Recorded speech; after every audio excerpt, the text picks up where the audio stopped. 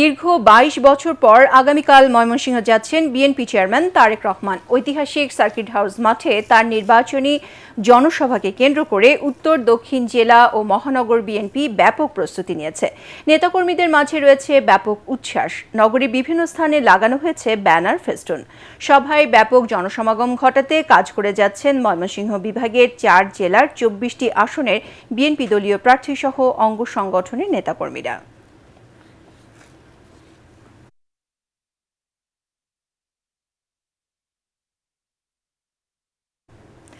দর্শক, এই মুহূর্তে ময়মনসিংহ সার্কিট হাউস ময়দানে আছেন আমাদের বিশেষ প্রতিনিধি কামরুজ্জামান রাজীব।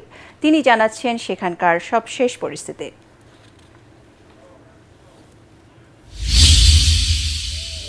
সীমা, সালাম স্টিল ভোটের গাড়ি নিয়ে আমরা এখন আছি ময়মনসিংহের যে ঐতিহাসিক সার্কিট হাউস ময়দানে। এখানেই কিন্তু কাল দুপুর ২টায় শুরু হবে প্রতীক্ষিত যে নির্বাচনী সমাবেশ। তারেক রহমান নির্বাচনী প্রচারণায় আসবেন এই ময়মনসিংহ বিভাগে এবং এখানেই এই সার্কিট হাউস ময়দানেই, ঐতিহাসিক সার্কিট হাউস ময়দানে তিনি নির্বাচনী সমাবেশে অংশ নেবেন। এই সমাবেশের সার্বিক প্রস্তুতি কিন্তু মঞ্চ তৈরির প্রস্তুতি কিন্তু চলছে। আমরা একটু দেখাতে চাই, নেতাকর্মীরা এসে জমা হয়েছেন, উৎসুক নেতাকর্মীরা। সারা শহর জুড়ে উৎসবের আমেজ বিরাজ করছে। মঞ্চ তৈরির কাজ চলছে, মাইক বসানোর কাজ চলছে। ৭০টির বেশি মাইক কিন্তু ৫ কিলোমিটার এলাকা জুড়ে বসানো হবে। এছাড়া সার্বিক যে মঞ্চ তৈরির কাজ প্রায় শেষ মঞ্চের পরিপাটির কাজ চলছে। ময়মনসিংহের মানুষের যে প্রত্যাশা, সেই প্রত্যাশা দীর্ঘদিনের যে শহর ময়মনসিংহ ঐতিহ্যবাহী শহর, সেই শহরের বিভিন্ন সমস্যা, নাগরিক সমস্যা, সে বিষয়ে তারেক রহমানের কাছ থেকে তার যে প্রতিশ্রুতি তারা শুনবেন, সেই আশায় অধীর আগ্রহে তারা বসে আছেন। এই মুহূর্তে আমাদের সাথে আছেন এই সদর আসনের যিনি ধানের শীষের প্রার্থী, আমরা তার কাছ থেকে জানতে চাইব যে মানে কালকের এই সমাবেশকে ঘিরে কি ধরনের উন্মাদনা বিরাজ করছে এবং তারেক রহমান আসলে আসলে কি ধরনের জোয়ার তৈরি হবে বলে আপনারা মনে করছেন। ধন্যবাদ আপনাদের। এই এত রাত্রে আপনি সরজমিনে দেখেছেন যে জনাব তারেক রহমান বিএনপির চেয়ারম্যান, ওনার আগমন এখানে এটা তৃতীয়বার, কিন্তু অনেক গুরুত্বপূর্ণ এজন্য যে উনি চেয়ারম্যান হিসেবে দলের দায়িত্ব নিয়ে আসছেন।